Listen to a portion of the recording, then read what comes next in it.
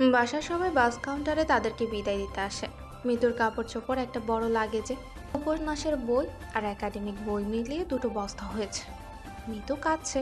ওর কান্না দেখে মুশফিকের বলতে ইচ্ছে করছে, ভাই তুমি যেতে হবে না, তারপরে প্লিজ কেঁদো না। কিন্তু মুখে কিছুই বলল না। সে আগে অনলাইনে টিকিট বুক করে রেখেছিল। খাগড়াছড়ি যাওয়ার মানুষ অনেক, তাই বাস কাউন্টারে না আসলেও বোঝা যাবে না ৯৫% মানুষ ঘুরতে যাচ্ছে। আর কিছু স্থায়ী আর কিছু চাকরি সূত্রে বসবাস করে। মুশফিকও তাদেরই দলে। নির্জন পাহাড়ি অঞ্চলে তার বসবাস। রাত ১০টায় বাস আসে। মৃদু জানলার পাশেই বসে। সে ঢাকার মেয়ে হলেও বেশিক্ষণ বাস জার্নি করতে পারে না। কেমন গা গুলিয়ে বমি ভাব হয়।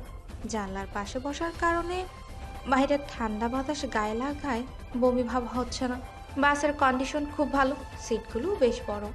বাসটা মৃদুর খুব পছন্দ হয়েছে। বাস পূর্ণ গতিতে সামনে এগিয়ে যায়। মুশফিক চুপচাপ বসে আছে। সারাদিন মৃদু একটুও কথা বলেনি। তার মতো মানুষকে কেউ এড়িয়ে যাবে, ব্যাপারটা ভাবলেই কেমন লাগে।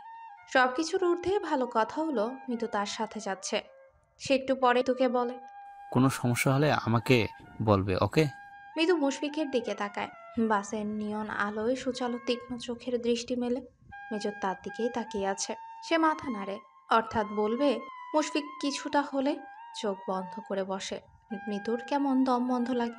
হাঁসফাঁস করে জানলা খুলতে চায়, কিছুক্ষণ টানাটানি করে, কিন্তু খুলে না। মৃদুর নড়াচড়ায় মুশফিক চোখ খুলে তাকায়। ভ্রু কুচকে বলে, কি হয়েছে? মৃদু বিবর্ণ মুখে বলে, জানলা খুলতে চাচ্ছিলাম, কেমন গা গুলোচ্ছে। মুশফিক মনে মনে ভাবে, সর্বনাশ, এই মেয়ের কি জার্নি করে অভ্যেস নেই নাকি? অভ্যেস না থাকলে তাকে খাগড়াছড়ির জামাই দেখে বিয়ে দিল কেন? আশ্চর্য। মিতু ছটফট করে ওঠে। মিতু ছটফট দেখে মুশফিক ভাবে মিতু বুঝি এক্ষুনি বমি করে দিবে। সে মুশফিকের দিকে তাকিয়ে করুণ গলায় বলে, বাতাস লাগলে ভালো লাগতো। মুশফিক শান্ত স্বরেই বলে, এটা এসি বাস মিতু, এসি বাসের জ্বালানা খোলা যাবে না। এতক্ষণে মিতু ভালো করে লক্ষ্য করে জানলা না খুললে কিভাবে হবে। সে বিষণ্ণ মুখেই বলে, নন এসি নিতেন। মুশফিক মিতুর বিষণ্ণ মুখের দিকে তাকিয়ে বলে, আমি সবসময় এই বাসে চলাচল করি। তাছাড়া ভাবলাম এত দূর জার্নি তোমার সুবিধা হবে, আরামে যেতে পারবে। আমি এসি বাসে অভ্যস্ত না। জানতাম না। আচ্ছা, সমস্যা নেই, আই উইল ম্যানেজ। মুশফিক মিতুর দিকে তাকিয়ে থাকে, কিন্তু কিছু বলে না। মিতু চুপ করে বসে আছে। মুশফিক হেসে মিতুর দিকে ফিরে তাকায়। আমার সাথে কথা বলো মিতু, কথার মাঝে থাকলে দেখবে বমি আসবে না। কে বলেছে? তুমি কথা বলে দেখো। মিতু মুশফিকের গম্ভীর অথচ মায়াকাড়া চেহারাটার দিকে তাকিয়ে থাকে। কি কথা বলা যায়? এটা কি বাস? হানিব এন্টারপ্রাইজ। AC bus? হ্যাঁ। ভাড়া কত? আগে ১৪০০ ছিল, এখন ১৬০০ করা হয়েছে। মিতু আফসোস করে বলে, এতগুলো টাকা দিয়ে না এসে নন এসি বাসে আসা যেত। মুশফিক ঠোঁট টিপে হাসে। মিতু বউকে আরামে আঁকার জন্য এইটুকু টাকা তোমার বরের আছে। হাস্যোজ্জ্বল মুখে তাকায়। আমরা কখনো পৌঁছাবো? মুশফিক ঘড়িতে সময় দেখে বলে, সকাল হয়ে যাবে। এতক্ষণ? এতক্ষণ তো লাগবেই। ২৭২.৬ কিলোমিটার রাস্তা কি আর ১ ঘন্টার মধ্যে পাড়ি দেওয়া যাবে? মিতু অবাক হয়। অবাকের রেশ তার মুখে লেপ্টে থাকে। খাগড়াছড়ি এত দূর? হ্যাঁ। মুশফিক থামে। মিতুর দিকে তাকিয়ে বলে, তুমি কোথাও ঘুরতে যাওনি? মিতু দুঃখ ভারাক্রান্ত চেহারায় বলে, না, আমি তো খুব দুষ্টু, তাই আম্মু মনে করে আমাকে দূরে কোথাও একা পাঠানো যাবে না, কোনো না কোনো অঘটন ঘটিয়ে ফেলবো। আম্মু এক কথায় বিয়ের পর বর নিয়ে ঘুরো। মিতু তার সাথে আস্তে আস্তে স্বাভাবিক হচ্ছে। এই যে বেশ স্বাভাবিক গলায় কথা বলছে। সে বলল, তুমি দুষ্টু নাকি? মিতু মিটি মিটি হেসে বলে, ভীষণ। আমার তো মনে হয় তুমি শান্ত। আপনার সাথে তো কোনো দুষ্টুমি করি না। কেন?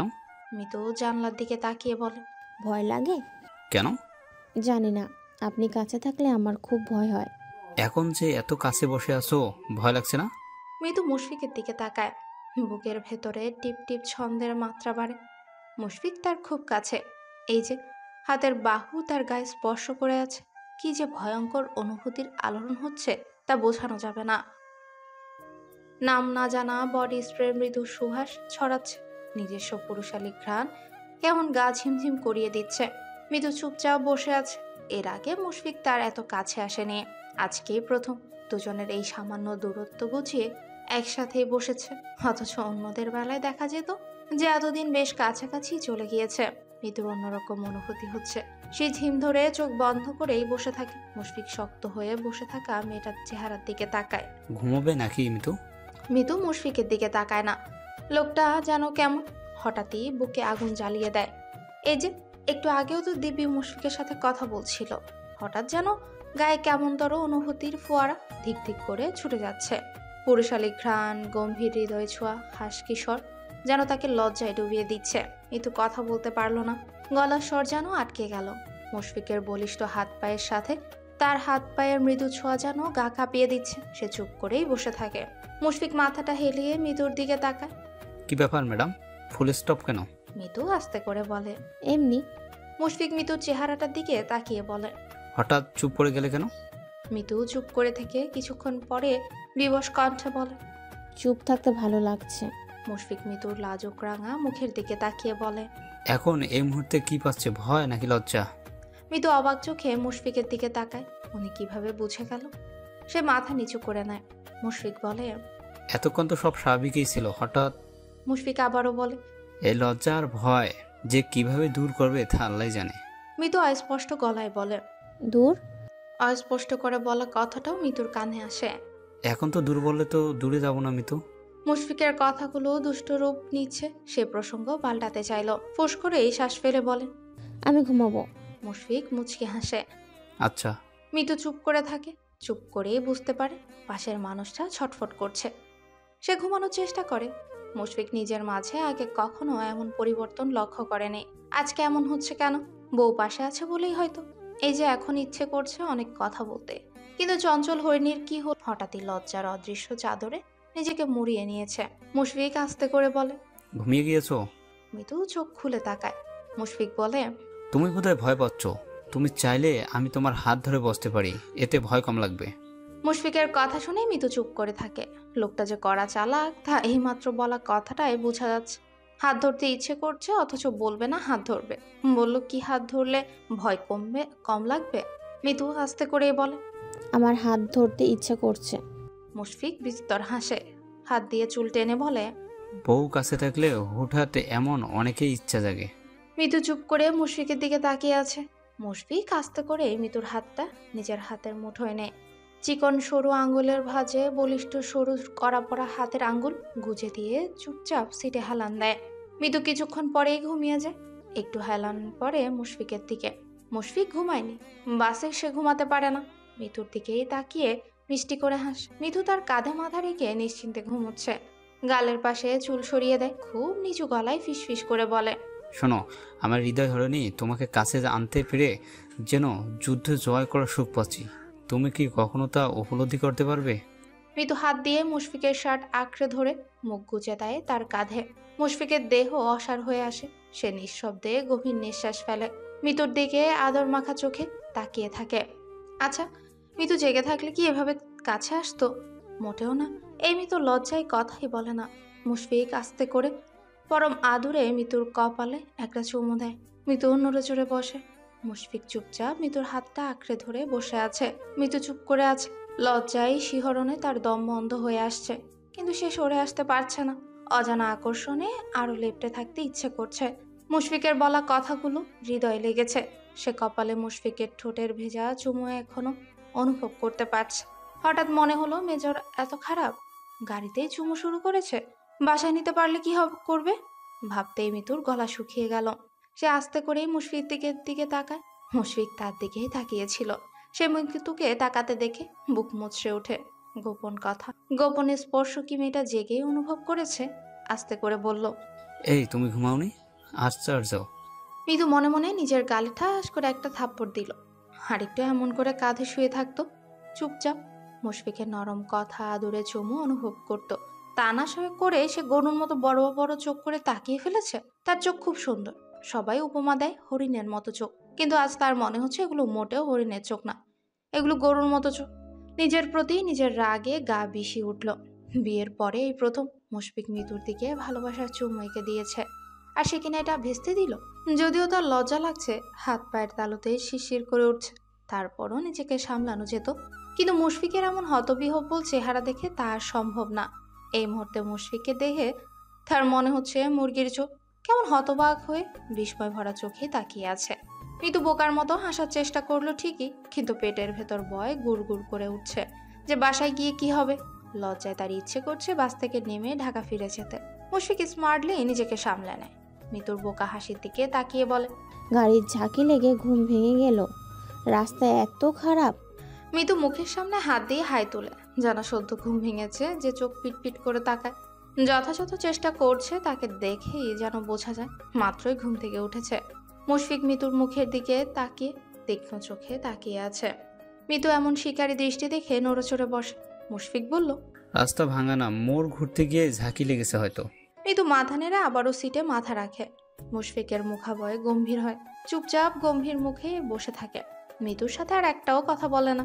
সেভাবে মিতু সত্যি কথাই বলেছে, ঘুমিয়েছিল। নিজের উপর সে পরপরনায় বিরক্ত। এত কন্ট্রোলে সে একটু বেশি এগিয়ে ফেলেছে। মিতু জেগে থাকলে নির্ঘাত খারাপ ভাবতো। এমনিতেই মেয়েটা তাকে খুব ভয় পায়, তার উপর আবার এত কাছে চলে আসলে দেখা যাবে কালকে সকালেই ঢাকা চলে যাবে। রাত 1:05 কুমিল্লা পদুয়ার বাজারে বাস থামে। রাতের খাবার খাওয়া আর প্রাকৃতিক ডাকে সাড়া দেওয়ার জন্যই এই বিরতির সময় 30 মিনিট। মিতু আর মুশফিক নেমে আসে। মিতু হাত দিয়ে নাক চেপে ধরে। অনেকক্ষণ ধরে বমি ভাব হচ্ছিল। বাস বন্ধ করার ফলে ইঞ্জিন থেকে এক প্রকার গন্ধ এসে নাকে লাগে। মিতুর মনে হচ্ছে এত বিশ্রী গন্ধ সে আগে কোনোক্ষণও পায়নি। তার পেটে নাড়ি বুড়ি বের হওয়ার মতো উলট পালট হয়ে যাচ্ছে। সে মুশফিকের পাশ দিয়ে দ্রুত হেঁটে সামনে গিয়ে গড় গড় করে বমি করে দেয়। মুশফিক মিতুকে ধরে। মেয়েটার কষ্টে তার নিজেরই খারাপ লাগছে। এই যে বমি করতে কি কষ্ট হচ্ছে। এক পর্যায়ে বমি করতে করতেই মিতু দুর্বল হয়ে যায়। মুশফিক তার হাত ধরে সামনের দোকান থেকে পানির বোতল এনে চোখে মুখে পানি দিয়ে দেয়। কিছুটা পানি মাথায় দেয়, কিছুটা পানি খেতে দেয়। মুশফিক বলে, কিছু খাবে? মিতুর পেটে খুব ক্ষুধা আছে, কিন্তু বমির ভয়ে বলে না। মুশফিক সামনে তাকায়। হোটেল নূরজাহান, বেশ নাম করা হোটেল। হানিফ বাস এই হোটেলের সামনেই থামে। সে মিতুকে নিয়ে ভেতরে যায়। মিতু ওয়াশরুমে যায়। এই ফাঁকে সে হাত মুখ ধুয়ে নেয়। যতটুকু পারা যায় ফ্রেশ হয়। ফ্যান থেকে মিতুর ছিটকে আসা বমি পরিষ্কার করে।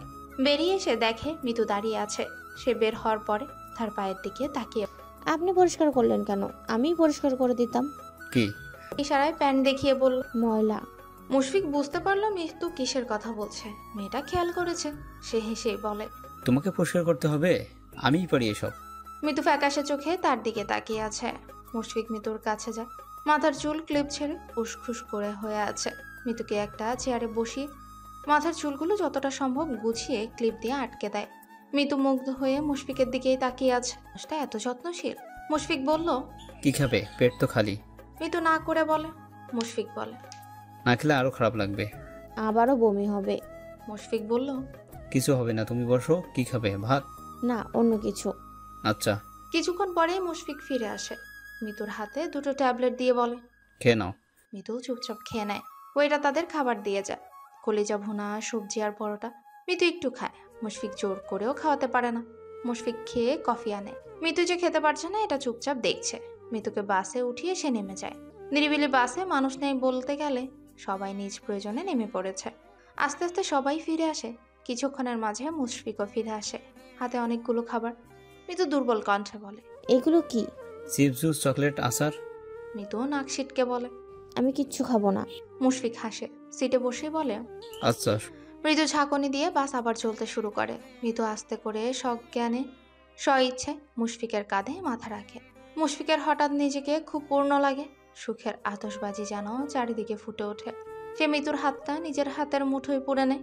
মিতু নরম স্বরে বলে, আমার শুয়ে পড়তে ইচ্ছা করছে। শুয়ে পড়ো। মিতু মাথা তুলে বলল, কোথায়? মুশফিক নিজের কোল দেখিয়ে বলল, এখানে। মিতু সিট পর্যবেক্ষণ করে দেখে সিট বেশ বড়, অনায়াসে শুয়ে যেতে পারবে। মিতু পা মুড়ে গুটিসুটি মেরে শুয়ে পড়ে। মুশফিক মিতুর মাথায় হাত বুলিয়ে দেয়। একটা হাত মিতুর হাত আঁকড়ে ধরে। মিতু অবাক হয়ে মুশফিকের দিকেই তাকিয়ে থাকে। এই মুশফিক তার কাছে নতুন। সে বলে, তখন আমার ময়লা পরিষ্কার করতে আপনার ঘৃণা হলো না? মুশফিক কিছুক্ষণ মিতুর দিকে তাকিয়ে থেকে বলে, ঘৃণা হবে কেন? হওয়াটাই তো স্বাভাবিক ছিল। তুমি আমার স্ত্রী আর আমি তোমার স্বামী। আমরা দুজন একে অপরের সবচেয়ে বিশ্বস্ত মানুষ, যার কাছে নির্দ্বিধায় সবকিছু বলা যাবে, করা যাবে।